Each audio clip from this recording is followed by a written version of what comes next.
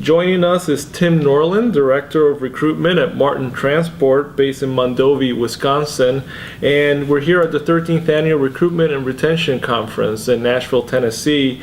And Tim, thanks for joining us. Thanks for having me. Yeah, and can you talk about some of the best strategies that you see out there in the industry in this realm of recruitment and retention? Yeah, recruitment, you've got to have a package for drivers that, number one, is going to give them consistent earnings. Number two, give them excellent equipment to drive. And number three, give them a quality of life, get them home when they want to be home. Those three things spell success for most carriers, but those three things together are some of the hardest things for a trucking company to do. They can hit on two, but maybe not the third. So, coming to this conference to hear how people are doing, other carriers are doing things, how we're doing things relative to them, it's always good to bounce ideas off one another. And I always go away from this conference with something new that I can take back and implement at Marten. What specifically at Marten, what is your approach at your firm? Well, one thing that we've looked at, this industry has always been about cents per mile for drivers. A driver calls our recruiting department and they want to know, how much are you going to pay me per mile?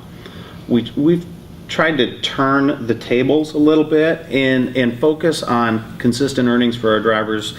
And in doing so, we focused on that unproductive time that a driver has. Dwell time at customer locations, waiting to load and unload. Marten Transport was the first carrier to implement automatic detention pay. Driver doesn't have to do anything to get the pay other than show up on time for their deliveries or pickups. The other thing that we focused on is shutdown pay. Inclement weather. We're in the middle of winter. How many drivers continue to drive in bad weather because they need to pay their car payment or pay their house payment, and the only way they do that is by earning a cents per mile?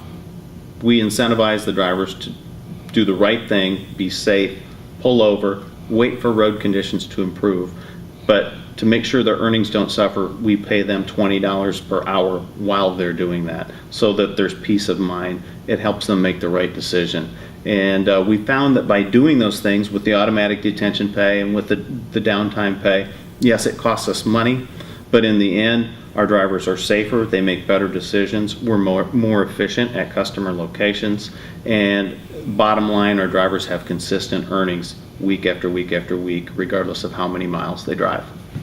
And the first day of this conference, there's been talk, we had some motivational speakers and also some panels about the importance of creating a culture in the workplace, one that the driver feels she or he is welcome and appreciated. Can you touch on that?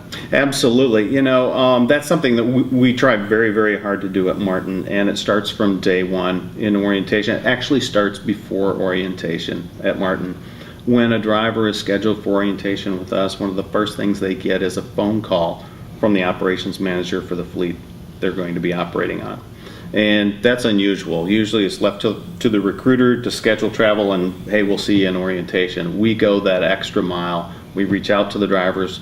We answer any additional questions they have. We may even reach out to the family and welcome them to Marten and let them know that there's an open line of communication. But then once we get the drivers in our orientation class, it doesn't stop there. It continues. Our fleet managers sit down, our operations managers sit down with them and go through expectations to make sure that what our recruiters told the drivers are legitimate, reasonable expectations for the drivers while they're at Marten. And we follow up. We call it touch points, and we follow up with our drivers during their first 30, 60, 90 days with the company to make sure that they transition well. And we build that sense of family. There's churn in our industry. There is turnover in our industry. We're focused on getting more of those drivers to stick past that 90 days, and we've got a large segment of our driver population at Marten that's been with us for years and years and years. So we're always trying to pull more drivers as they come on board with us into that part of the family. And the only way to do that is to reach out to them and welcome them. And what is the feedback? What is the response that you get? The drivers absolutely love it. The welcome calls, they can't believe that they're getting a phone call from the operations manager or a Yeah. vice president of operations, because Oh, yeah. anybody that has the time to do it will do it. So that's been very, very positive for us, and we think it gives us a little competitive advantage when we do that to the drivers. And then when they come in and they meet the person that called them to welcome them, there's already a connection built, and that really helps. Exactly. I want to, Tim, thank you for joining us at Transport Topics, and check out ttnews.com. Thanks.